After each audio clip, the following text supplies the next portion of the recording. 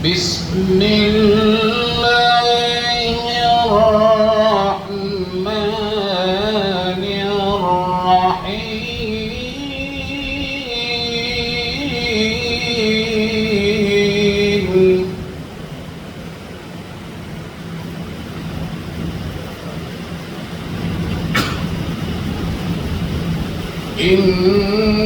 إنا أنزلناه في ليلة القدر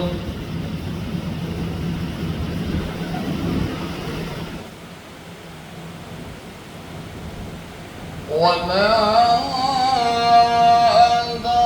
أدراك ما ليلة القدر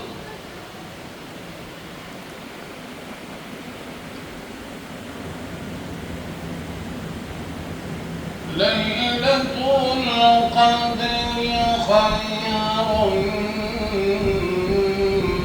من ألف شهر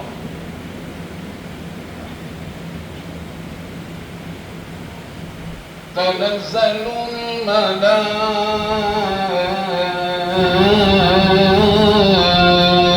الملائكة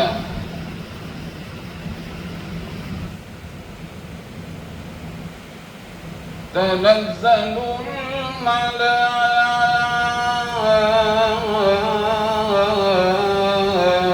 الملائكة والروح فيها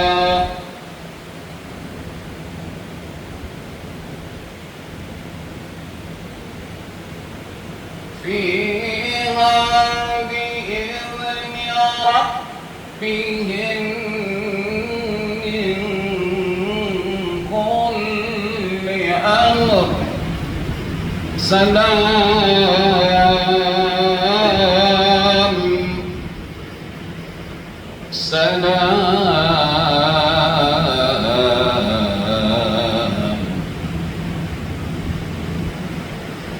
سلام هي حتى مطلع الفجر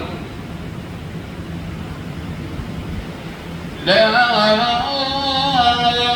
إله إلا الله والله أكبر بسم الله الرحمن الرحيم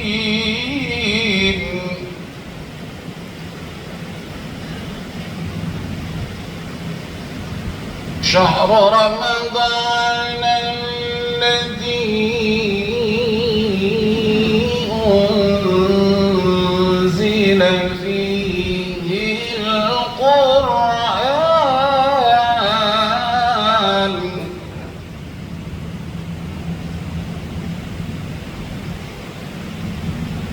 شهر رمضان الذي أنزل فيه القرآن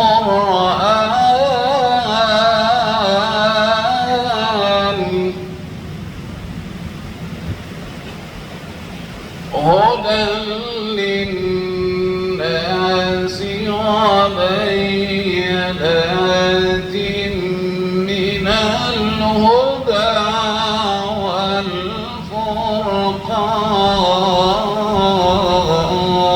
والفرقان صدق الله العظيم.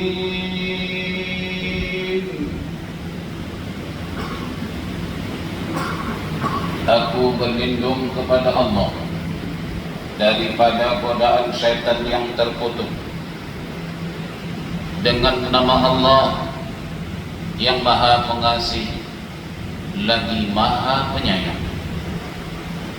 Sesungguhnya kami menurunkan Al-Quran pada malam Qadar. Dan tahukah kalian apakah malam Qadar itu? Malam Qadar itu ialah malam kemuliaan, dan ianya lebih baik daripada 1000 bulan. Pada malam itu turunlah para malaikat dan malaikat roh, yakni malaikat Jibril alaihissalam, dengan izin Tuhannya untuk mengatur semua urusan. Maka sejahteralah malam itu hingga sampai terbit fajar. Allah Maha Besar. Bulan Ramadan, di dalamnya Allah menurunkan Al-Quran, di mana Quran itu adalah sebagai petunjuk kepada manusia, dan Quran itu juga adalah penerangan-penerangan daripada petunjuk itu, dan Quran itu juga adalah pembeza di antara hak dengan yang batil. Maha benar Allah dengan segala firman-Nya. Ayuhas saimun as-saimat, hadirin wal hadirat, wassalamu alaikum warahmatullahi wabarakatuh. Alhamdulillah wa syukrulillah. Segala puji bagi Allah di atas segala nikmat karunia-Nya, dan sekaligus kita bersyukur ke atas nikmat-nikmat tersebut, terutama sekali nikmat kesehatan. Sedari kita memulai puasa Ramadan 20 hari yang lalu sampai saat ini, alhamdulillah kita semua berada dalam keadaan sehat. Justru mari kita gunakan kesehatan ini untuk kita berbakti dan mengabdi kepada Allah Subhanahu wa taala sesuai dengan apa yang diperintahnya, dan menjauhi apa juga yang dilarangnya. Kemudian kita sekarang ini berada pada kemuncak Ramadan. Ramadan awaluhu rahmatun, wa awsatuhu maghfiratun, wa akhiruhu itqun minan nar. Ramadan ini tuan-tuan, 10 pertama penuh dengan rahmat Allah. Mudah-mudahan kita raih itu rahmat melalui puasa Ramadan kita. Wa awsatuhu maghfiratun, demikian juga di pertengahan Ramadan penuh dengan ampunan Allah. Mudah-mudahan juga kita semua terampun. Man shama Ramadana imanan wa ihtisaban, ghufira lahu ma taqaddama min dhanbihi. Ini adalah janji Allah melalui lisan Nabi-Nya Muhammad sallallahu alaihi wasallam, yakni barang siapa yang berpuasa Ramadan ini imanan, karena iman dia kepada Allah, wa ihtisaban, karena dia mengharapkan redha dan ampunan Allah, dengan demikian ghufira lahu ma taqaddama min dhanbihi, Allah akan mengampunkan dosa-dosa kita yang telah berlalu. Wa akhiruhu itqun minan nar, dan 10 penghabisan ini adalah pembebasan daripada neraka Allah. Oleh karena itu kita mohon kepada Allah agar kita dilepaskan daripada belenggu-belenggu neraka tersebut, sama ada kita khususnya, dan kedua ibu bapa kita umumnya, dan saudara kita muslim mukmin di mana juga mereka berada. Inilah ucapan, inilah ungkapan, dan inilah rayuan kita kepada Allah di akhir-akhir Ramadan. Allahumma a'tiq riqabana wa riqab abaina wa ummahatina minan nar. Ya Allah, Engkau lepaskanlah belenggu-belenggu yang terikat di leher, istilahnya belenggu di leher, maknanya lepaskan kami ya Allah, lepaskan juga lah orang tua kami, dan lepaskan juga saudara-saudara kami daripada belenggu-belenggu neraka berkat Ramadan yang mubarak ini. Nabi kita sallallahu alaihi wasallam menyebutkan, "Idza jaa Ramadan futihat abwabul jannah wa ughliqat abwabun nar." Manakala datang Ramadan seperti ini, Allah membukakan seluruh pintu-pintu syurga, tidak ada satu pun yang ditutup. Sebaliknya Allah menutup seluruh pintu-pintu neraka, tidak ada satu pun yang dibuka. Ini adalah disebutkan rahmat Allah, ini adalah karunia Allah yang perlu kita syukuri. Kemudian ada hadiah yang disediakan oleh Allah, namanya Lailatul Qadar. Para jemaah yang dirahmati Allah, kalau kita berbicara masalah Lailatul Qadar, tidak terjangkau oleh akal pikiran siapapun. Manakala kita bicara masalah Lailatul Qadar, tidak ada satu alat canggih seperti apapun yang boleh mendikte Lailatul Qadar. Sebab Allah menyebutkan, wa ma adraka ma Lailatul Qadar. Apa kata Allah di sana? Tahukah kalian apakah Lailatul Qadar itu? Allah menanya. Tapi pertanyaan Allah ini siapa yang jawab? Allah sendiri yang jawab. Kata Allah, Lailatul Qadar khairun min alfi syahr. Lailatul Qadar itu kata Allah adalah satu malam yang lebih baik daripada 1000 bulan. Yang namanya lebih baik daripada 1000 bulan, mungkin 1.000.000 bulan, mungkin 1.000.000 bulan, mungkin zillion bulan. Tidak bisa diketahui oleh sesiapa. Untuk kita lebih mudah membandingkan ini, bagaimana cara kita nak memahami Lailatul Qadar, seperti kita memahami lautan nan luas. Kita tatap lautan luas tanpa bertepi, dan tidak ada siapapun tahu berapa dalamnya lautan tersebut, dan juga tidak siapa tahu berapa galen air lautan itu, dan juga tidak siapa tahu apa saja isi di dalam lautan itu. Walaupun kita melihat itu bulan, melihat itu lautan, namun tidak siapa yang boleh mendikternya. Menunjukkan apa? Hebatnya lautan tersebut. Nah, kalau kita merasakan hebatnya itu lautan, maka Lailatul Qadar adalah lebih hebat daripada itu lagi. Jadi kita tidak perlu nak mengigau-igaukan macam mana, itu tidak perlu. Cukup kita mengimaninya. Dan sememangnya ini bukan koridor akal. Untuk nak memahami Lailatul Qadar bukan koridor akal. Ia adalah koridor iman dan akidah.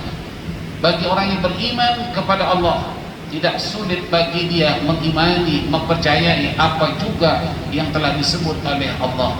Oleh karena itu ciri-ciri orang beriman itu ialah sami'na wa ata'na. Kami dengar dan kami taat.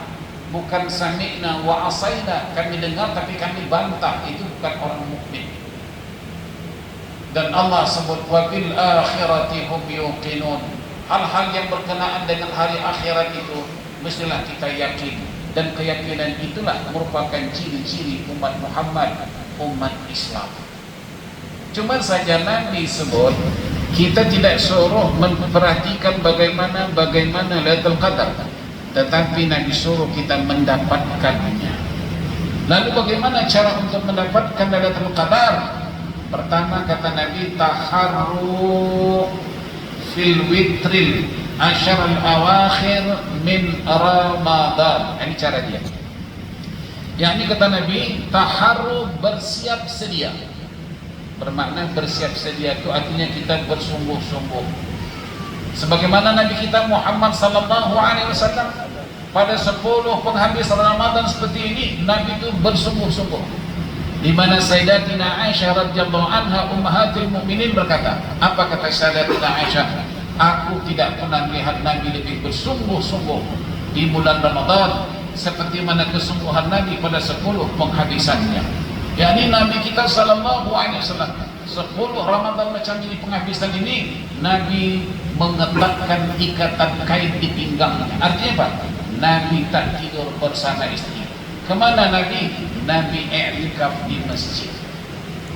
Jadi ini kadang-kadang kesilapan kesalahan kita. Kita semakin nak habis Ramadan bukan semakin bergiat, semakin lemau. Para jemaah, coba kita perhatikan dan kita hayati. Rasulullah ini kurang apa sih? Surga dalam genggaman Nabi. Nabi sudah diberi surga oleh Allah semasa hidup. Nabi sudah diberitahu oleh Allah bahwa tempatnya ya Muhammad surga Jannatul Firdausi a'la. Kemudian Allah sebut dalam Al-Quran, Inna fatahna laka fatham mubina liyaghfira lakallahu ma taqaddama min dhanbika wa ma ta'akhkhar. Yakni pernyataan Allah Subhanahu wa taala bahwa Nabi Muhammad SAW kemenangan demi kemenangan sudah diraih, wa imma dunia wa imma akhirat. Kemudian Allah istiharkan bahwa Nabi Muhammad itu tidak terada dosanya, terampun dosanya, ma taqaddam min dhanbihi wa ma ta'akhkhar, sama dosa yang dahulu atau akan datang. Nabi itu maksud. Tapi kenapa Nabi sibuk bergegas, bergiat, berjihad di 10 penghabisan Ramadan. Sementara kita umatnya bukannya bergiat tapi lihat, bukannya bergiat malah lemau lagi. Siapa sih kita? Ini yang perlu kita sadari, yang perlu kita hayati. Dan Rasulullah mengatakan 10 penghabisan Ramadan bil khusus fil witr, pada malam-malam hari-hari ganjil. Hari ganjil itulah ulama kata 21, 23, 25, 27, 29. Ini malam-malam ganjil. Tetapi yang namanya bersungguh-sungguh bukan malam 21 engkau muncul, malam 22 engkau tak nongol, 23 kau hadir, 24 kau gaib. Ini bukan caranya. Itu bukan berjihad, itu namanya jahat. Sebab apa jahat? Itu namanya mengakal-akali. Orang mengakal-akal itu sama dengan orang nakal. Orang nakal itu orang jahat. Bukan itu cara untuk nak mendapatkan Qadar. Kemudian kita bayangkan ini harga mahal. Jika mana sesuatu itu harganya mahal, tentu tidak semua orang dapat memilikinya. Terkecuali tadi orang-orang yang bersungguh-sungguh. Dia maukan satu barang ini. Bagaimana cara dia untuk dapat barang ini? Barang ini mahal, tapi dia bersungguh-sungguh. Dia terus berusaha, dia terus bekerja. InsyaAllah menjada wajada, kata Rasulullah. Kalau memang engkau bersungguh-sungguh, engkau berhasil. Tapi kalau yang lemau-lemau tak dapat, tuan-tuan, ini bukan benda murahan. Lailatul Qadar khairun min alfi syahr. Tuan-tuan hitung 1000 bulan itu berapa tahun agak-agak? 1000 tahun untuk menyamai 83 tahun 4 bulan. Artinya ibadah kita pada malam itu, satu malam itu bukan satu malam, tak ada kita beribadah daripada maghrib sampai ke subuh. Enggak mungkin kan? Tapi ibadah yang kita buat pada malam itu, salat bertajuk 2 rakaat kah, baca Quran 1 muka surat kah, berzikir 100 kali kah, inilah nilainya sama dengan lebih baik 1000 bulan tadi. Bukan maknanya kita beribadah satu malam daripada maghrib sampai ke subuh. Itu bukan passion kita itu. Ya, yang penting kita isi malam-malam itu dengan ibadah sebanyak mana, semampu mana. La yukallifullahu nafsan illa wus'aha, sedaya upaya. Nah, bersiap-siap. Kemudian kata Nabi pada hadis yang kedua, iltamisu. Tadi kalau tadi taharru, yang kedua iltamisu, maknanya hampir sama. Iltamisu itu maknanya engkau intip itu kita kira lah. Oh malam ini malam berapa? 22, 21 ya? 22. Nah hitung. Artinya kita ada fokus ke situ. Janganlah 22 ke 23 tak kisah punya. Yang penting siap buka aku mau tidur, kira itu yang tak kisah itu tidak boleh. Kemudian hadis riwayat daripada Muawiyah radhiyallahu anha. Kata Muawiyah berdasarkan daripada Ibnu Abbas. Ibnu Abbas itu siapa? Ibnu Abbas itu anak Ibnu Abbas, namanya Abdullah Ibnu Abbas, keponakan kandung Rasulullah sallallahu alaihi wasallam, di mana ilmunya atau keilmuannya diakui oleh Nabi sallallahu alaihi wasallam. Satu ketika di zaman Umar bin Khattab, Rasulullah berkata kepada Umar, wahai Umar, kalau engkau mau tahu hal ikhwal Quran, rujuk kepada Abdullah, maknanya Ibnu Abbas. Artinya apa itu? Keilmuan, kepemahaman Abdullah bin Abbas mengenai Quran diakui Nabi sallallahu alaihi wasallam. Lalu di sana apa kata Ibnu Abbas?